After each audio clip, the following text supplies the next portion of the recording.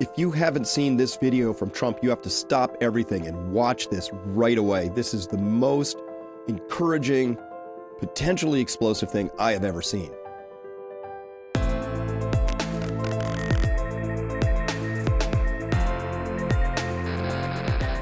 Hello everyone, I'm Dr. Chris Martenson of Peak Prosperity. I just ran across this video.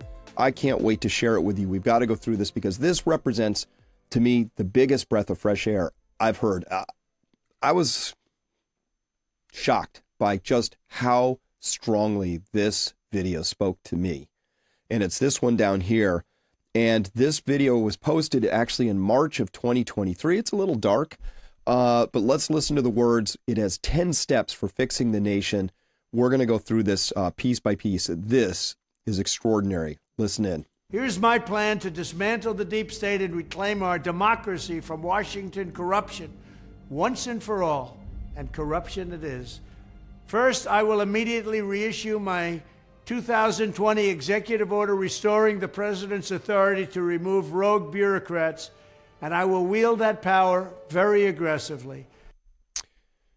Wow, right out of the gate. Fantastic. This is about rescuing our republic from the deep state. We've gone way off of the reservation. We've gone, listen, everything that I've been fighting around COVID and around the energy policy that we don't actually have and foreign policy. I mean, it's just constantly sort of negative, right? Because we've been on the wrong path for a very, very long time in this country. And we know that. And that, of course, just got repudiated in the polls where they're trying to frame this as, the intelligentsia versus the uneducated people. That's not it. The good, common, hardworking people who build this nation of the United States are tired of being roadkill in this corporate, militaristic, pharma, sick care system. And that starts with ineffective, not just ineffective, but as far as I'm concerned, illicit government. That's what Trump is actually pointing out. If he can pull this off, we can get our nation back. It's that exciting. Here's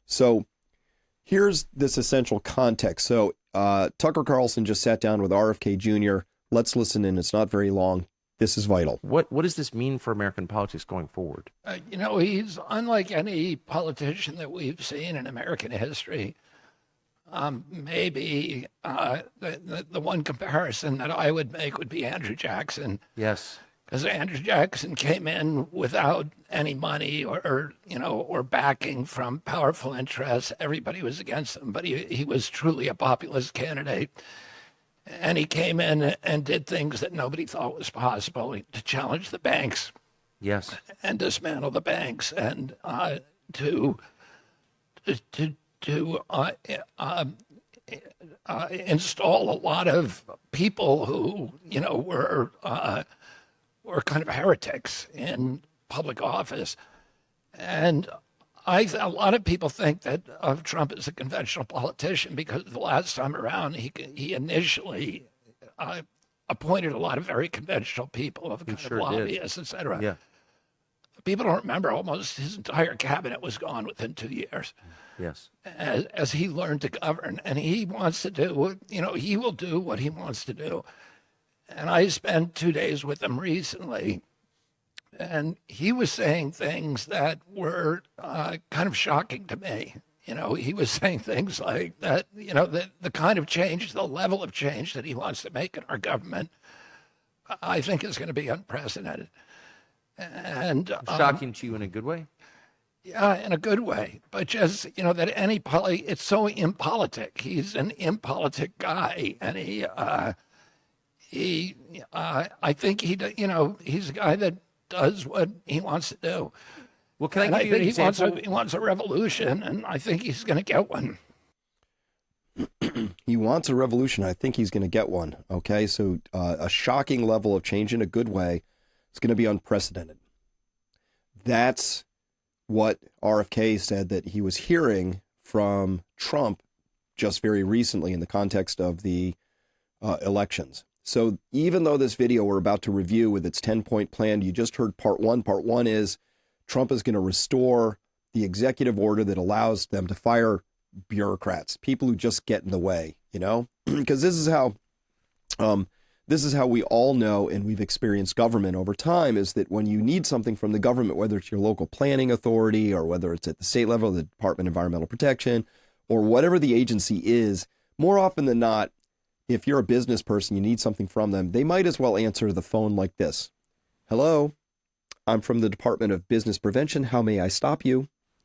Because that's how it's been. The government is adversarial. It exists by, of, it, for itself. It acts with a haughty demeanor as if you're the enemy or you're the problem and you're creating problems in their lives because they just want to fill their little forms out and keep moving. So Trump said, hey, I'm going to get rid of those bureaucrats. Like, let's just get rid of them. People who are in the way got to go. Now, that's a shocking idea to the PERMA government, which kind of considers it their entitlement to exist in those positions forever. So as shocking as that was, let's carry on, because this is where it gets good, my friends. Second, we will clean out all of the corrupt actors in our national security and intelligence apparatus, and there are plenty of them. Woo. The departments and agencies that have been weaponized will be completely overhauled so that faceless bureaucrats will never again be able to target and persecute conservatives, Christians, or the left's political enemies, which they're doing now at a level that nobody can believe even possible. It's absolutely true. I mean, come on. You've seen grandmothers being like arrested at gunpoint, people's doors being broken down because they held the wrong point of view for this current administration, that there is this open warfare and lawfare of major government institutions, but also with their public-private partnerships, right? The Project 65, the George Soros-funded attack on any lawyer who dares to maybe question what he and his side are up to. It's just been disgusting. It's been gross. We've said enough. That's what this election clearly said. We're done. We're all done. This is not how this is supposed to work. So, but to be clear, it's dangerous to talk about completely overhauling corrupt security and intelligence agencies. It's a little dangerous, and we know that, and sadly. So this needs to happen, though, because we know the NSA, for example, has been operating completely lawlessly. We know this. We've known this since 2005. From EFF.org, here's an article, quote, news reports in December of 2005 first revealed that the NSA has been intercepting Americans' phone calls and internet communications. Uh-oh, no bueno. Fourth Amendment, Fifth, First. I mean, there's all kinds of things going on here, right? And those reports, combined with the USA Today story in May of 2006, including statements of several members of Congress, revealed that the NSA is also receiving wholesale copies of Americans' telephone and other communications records. All of these surveillance activities are in violation of the privacy safeguards established by Congress and the U.S. Constitution. Now, I know this is heretical to some people, but the Constitution is the law of the land. They don't like it, so they just do end runs. They do these administrative rules that sort of evade it. And good luck. You have to just try and keep up with the rules by continuing to sue them and take it to the Supreme Court and hope for a 5-4 decision that goes in the citizens' direction, which they almost never do. Right? On and on and on. Remember that down there, that's the NSA Spy Center in Utah. They said they were collecting metadata only, which you could honestly collect in a computer smaller than the room I'm in. This giant data center they built back there very clearly was not collecting metadata. And James Clapper, proven liar down there, lied to Congress about that. What happened? Nothing. He's still on CNN. He's a security intelligence expert. This is what Trump is talking about. We have to remove this acquiescence to this creeping administrative security state that increasingly is turned inward in spying on American citizens. It's unconstitutional. It's un-American.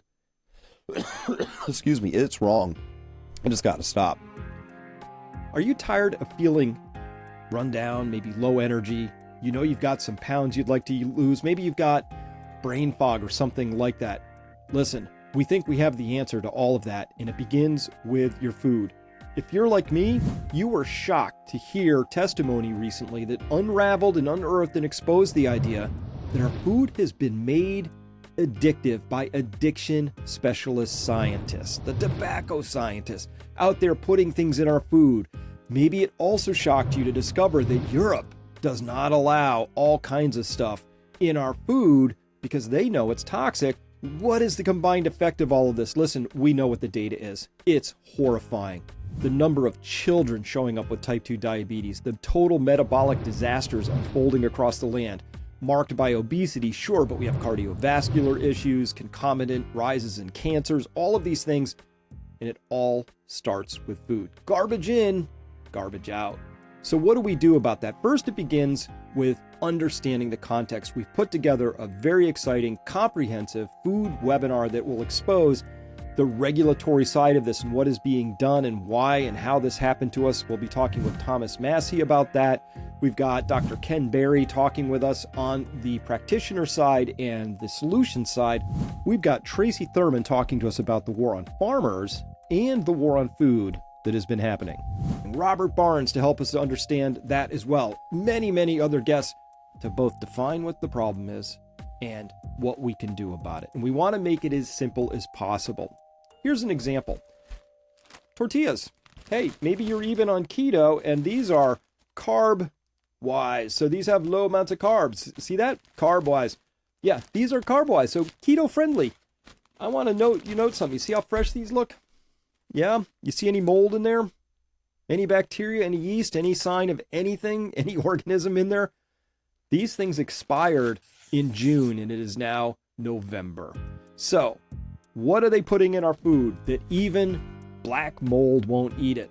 I don't know, but I've decided that if it's not good enough for black mold, it's no longer good enough for me. Once you start down that path, you realize that we have got sugar and preservatives and salt and seed oils, all of the chemicals that are unnecessary, and the fact that the food pyramid is absolutely wrong. So, if you like effective information that leads to effective action, this webinar is for you. It's going to be the usual thing that my team and I will put on. It'll be organized, digestible, easily understandable, and most importantly, it's going to be actionable in ways that you will understand what to do. And I've designed it so that you would easily be able to send this to anybody that you love or care about, say, can we talk about this, and have it as a starting point for conversation. But what we really want, we want you to be healthy because, well, who doesn't want to be healthy? Health is the number one form of personal capital you can have, of course. But given everything that's going on in the world, being healthy and vigorous and active are going to be dominant strategies and things you're really going to want to be carrying in. So, folks, it's time to get prepared on all levels. It begins here. It starts at home. It begins with our eating. And let's just make sure that we're not eating stuff that even black mold won't touch. With that, thank you very much for listening, and we'll get back to our regular programming now. Bye-bye. Now, I'm going to get into what the consequences of this are in part 2 of this. This is for subscribers. They are capable of anything. The people who've been shoving this stuff down our throats for so long, they're capable of anything except honest self-examination. So I think we have to get ready for something bad. I unfortunately think that's the case. I hope not, but let's plan for it anyway. Let's carry on. Here is number 3 in his 10-step plan. Third, we will totally reform FISA courts, which are so corrupt that the judges seemingly do not care when they are lied to in warrant applications. So many judges have seen so many applications that they know were wrong, or at least they must have known. They do nothing about it. They're lied to. Whoa, FISA courts. If you don't know what those are, that is Section 702, which is this horrible part of its law, but it's terrible. Needs to be completely repealed. The so-called Foreign Intelligence Surveillance Act. Foreign Intelligence Surveillance Act. Foreign. Well, despite that it's the Foreign Intelligence Surveillance Act, it turns out that the 702 has a go-to domestic spying loophole in it, which has been used to conduct hundreds of thousands of warrantless backdoor searches for Americans' private communications every year. And if you don't think these are being weaponized and used by one political party against their political adversaries, or to be used in corporate espionage, or maybe even just because somebody in the security system has an X that they're mad at, well, then you're naive.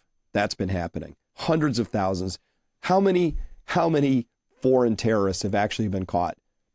It ain't hundreds of thousands. I mean, if they were doing hundreds of thousands and catching hundreds of thousands of terrorists, that'd be one thing. But that's not a thing. Obviously, this is just, it's mission creep, but it's also destructive. It's corrosive. This is so anti-American. Trump is saying, hey, let's get done with that. All right, let's be done with that. They say here, what are the concerns? Well, because when intelligence and law enforcement officials can access American sensitive information without a warrant, totally unconstitutional. You can't just pass a law that bypasses the Constitution. You can't. It's just not how this works. The Supreme Court should have been all over this, but they have whiffed. I call them the subprime court after the subprime debacles in 2008 and 9, because they clearly don't understand what the Constitution was about. I mean, the little legal parsings, but the spirit of it. It's amazing. I mean, our framers of our Constitution, Bill of Rights, all of that foresaw human behavior so that we could just have the election we just had. It's an amazing thing to be this far down the path, to have these authoritarian spy state, types have so much power, and still we're going to have a transfer of power. Hopefully peaceful. Inauguration day hasn't come yet. And I know you're sharing my concern about that. If they do this without that warrant, quote, they are more likely to rely on improper considerations such as conscious or unconscious biases or political beliefs. And by the way, while we're at it, can we also get rid of this civil asset forfeiture crap, right? $3 billion taken in 2023, and that's just at the federal level. Look at the participating agencies in asset forfeiture program, the AFP, right? FDA? Why is the FDA? USDA? Asset forfeiture? Why is the USDA? I'm sorry, the DSS? The USAO? There's no point in that. This is an abomination, so I'd like to see that go away as well. Now, let's get to number 4 in Trump's big plan for rescuing the republic. Fourth, to expose the hoaxes and abuses of power that have been tearing our country apart, we will establish a Truth and Reconciliation Commission to declassify documents on deep state spying, censorship, and corruption. And there are plenty of them. Yes. You can't have any of this. We can't have any healing without truth and reconciliation, okay? We just have to have truth and reconciliation. It's just part of it. It's part of it. Anthony Fauci needs to answer for the crimes he committed. Everybody who's involved in that COVID shutdown debacle need to answer for these things. Any other crimes that have been committed against American citizens by faceless bureaucrats have to be answered for. We can't just sort of like say, oh, well, let's just look forward and pretend none of that stuff actually happened. Nothing gets fixed. You need to have real consequences fall on the people who they should fall upon. People who had absolute dereliction of duty and outright violated their oaths of office. They need to answer for that. What is truth and reconciliation? Hey, Canada, they had a truth and reconciliation around the legacy of the residential schools. All the missing children and all that. Canada has a very dark history. And as well, a Truth and Reconciliation Commission in South Africa around compensating victims, creating memorials, repatriating remains of victims, and understanding everything that happened as part of apartheid. That is how you move forward. There has to be truth. There can be no reconciliation without truth. We have to have the truth. So number 4 in Trump's plan, I can't even believe I'm hearing these words. Nobody would be talking about this from the DNC or the legacy RNC. But this is what we need to do to heal as a nation. No question. Number 5, listen to this. Fifth, we will launch a major crackdown on government leakers who collude with the fake news to deliberately weave false narratives and to subvert our government and our democracy. When possible, we will press criminal charges. Oh, from your lips to God's ears. I mean, think about this, right? Like these absolute swamp creatures, right? This is just absolutely disgusting. Hey, by the way, there's James Clapper showing up again. Who knew? Because without that truth, without the consequences, you have people like these swamp creatures show up over and over again, spinning their tails, telling their lies, just being part of this revolving door of excessive BS. And by the way, while we're at it, let's make the whole anonymous sources and government told me this and that. That's what Trump is referring to. You get these bitter bureaucrats or, excuse me, people trying to push a certain angle, telling their anonymous tales to sources as a source to the media, who then picks up that BS tale and runs with it. Time to get rid of all that. Or how about this? This is Sixth, awesome. we will make every Inspector General's office independent and physically separated from the departments they oversee, so they do not become the protectors of the deep state. Absolutely. So what is he talking about? He's talking about this. The Inspector General's role, they exist in various departments, is to conduct independent audits and investigations, promote efficiency and effectiveness, and prevent and detect waste and fraud and abuse. Great stuff. Okay. Absolutely. So you got the GAO that should be doing what it's doing in the US DOJ, FTC. Let's make inspector generals, let's compensate them and reward them and have their incentive structure to do what they're supposed to do, which is to promote efficiency and effectiveness. Make sure that the audits pencil out, because our government hasn't passed an audit in decades, and they should. They should be forced to, because my company has to. They should have to as well. I think this is really what Trump is saying is, can we make government run like a business? And it really should, because government is an investment by the people, and it ought to have a return on that investment. If that return is negative, then it shouldn't be made. That's what you have to do. Sometimes you have to prune negative returning parts of your business line, just how it is. Okay. Why does what makes sense in business or in your own household economics not make sense in government? Of course it should. It's the same law of nature. If you have more going out than coming in, you're losing. So if we have loser programs in the government, let's end them. The Inspector General's role is to help us uncover that and keep things honest. Guess what? You show me the incentive, I'll show you the outcome. That's from Charlie Munger, Warren Buffett's right-hand man. We need incentives to line up again for government, just like it does for the rest of us. Now, this really does make me concerned for Trump's safety overall, because this, my friends, is the bomb.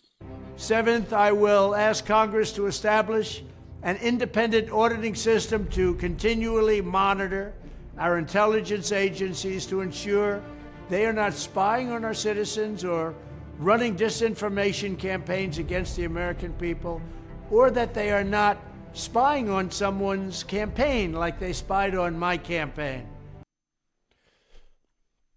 People should go to jail for that, obviously. I mean, they broke laws, and we haven't held people to account. So this idea to set up a congressional oversight so that somebody's watching the watchers, it's really, really, really important. We got to get some disinfectant on this situation, and that's daylight. Best disinfectant there is. Shine a light on this whole idea that, it's national security. Well, everything's national security. National security, I bet 9 times out of 10 is just a code phrase for, this is kind of embarrassing, because if anybody found out I was doing this, I'd be embarrassed or possibly in violation of a law. So national security, when it's used to cover up a crime, should be an extra crime on top of the crime itself, right? The cover-up should have a price. And remember, we have this huge censorship industrial complex right now, and it involves big media and big tech and all these NGOs and these so-called fact checkers who I couldn't possibly hold in higher contempt. It involves all these academic initiatives, these think tanks, but then the government. The government is the prime source of money for this whole thing, because every one of those things, the big tech, the foundations, the academic institutions, all those things, fact checkers, they're all getting money, my money, to help suppress me. They're getting your money to help suppress you. Let's stop that. That's awesome. Great idea. It's a great idea. Each one of these is just a common sense idea. We don't need a big, giant, swampy behemoth with the Bureau of Land Management squatting in huge buildings in D.C. That's not where they're managing land. They should be out where they actually function. Government should be out among the people, where we can keep an eye on it and they can keep helping us where we actually live. This is a great idea. 100% in support of this. Let's go. Number 9. This is a big one. I love this one. Big Pharma. You mean like this? Like these health-destroying agents of death? That's how I think of these gentlemen at this particular point in time. Scott Gottlieb jumps from head of the FDA to being on the Pfizer board and spread vast amounts of misinformation about their company's COVID products. Stephen Hahn, former FDA commissioner in charge of regulating Moderna, surprise, became the chief medical officer of Flagship Pioneering, which is the venture capital firm that supports Moderna. You got James Smith, a left CEO of Reuters. Oh no, he's on the current board of directors of FISA. That's not a revolving door situation, but then you do have Anthony Fauci doing his. And we got to stop this revolving door. This includes at the CFTC, at the SEC, at the DOJ. You just can't be doing this. People revolve into government and then trade on that to go out and get their cushy white shoe, kind of jobs out there. This is no good. This has to stop. Revolving door. I can't, like, that alone is going to solve a lot of things. You can't have the former regulators go to work for the people they regulate. You just can't do that. It's all wrong. And finally, this is a biggie. Everybody's been talking about it, but Trump. All right. And by the way, while we're here, look at those are years. 48 years, 47, 45, 43, 41. Yeah, no good.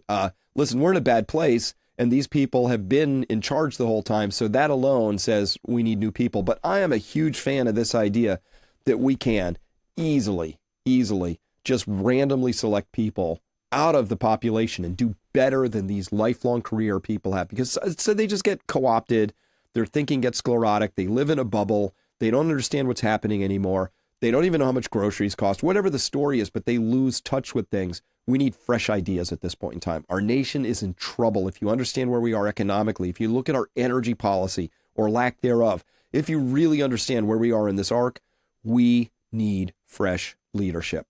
And these people had their turn and they've muffed it completely. They've got the country into a much worse place than when they started out. I don't even know how these people have been here 40 plus years. When they got in to Congress or the Senate 40 years ago, it was a functioning country. They've driven it into a ditch. And just out of shame, they ought to be resigning en masse, but they won't. So you have to align incentives with the actual outcomes. I love this idea from Warren Buffett, which is, he said very recently, I could end the deficit in 5 minutes. Just pass a law that says that anytime there's a deficit of more than 3% of GDP, all sitting members of Congress are ineligible for re-election. End quote. Ta-da! Next thing you know, you have a complete deficit approach, and we won't be running these ridiculous deficits anymore. So, my friends, incentives have to be aligned with outcomes. Unfortunately, there are people in power still, shot all and sprinkled all through the structure, who have lost their minds. They've encountered the mind virus. They know not really, I think, how to even operate as functioning people anymore. A surprising number of them belong to what we call the laptop class. They were the Zoom crowd, zooming into their jobs during the pandemic. Most of their jobs could go away.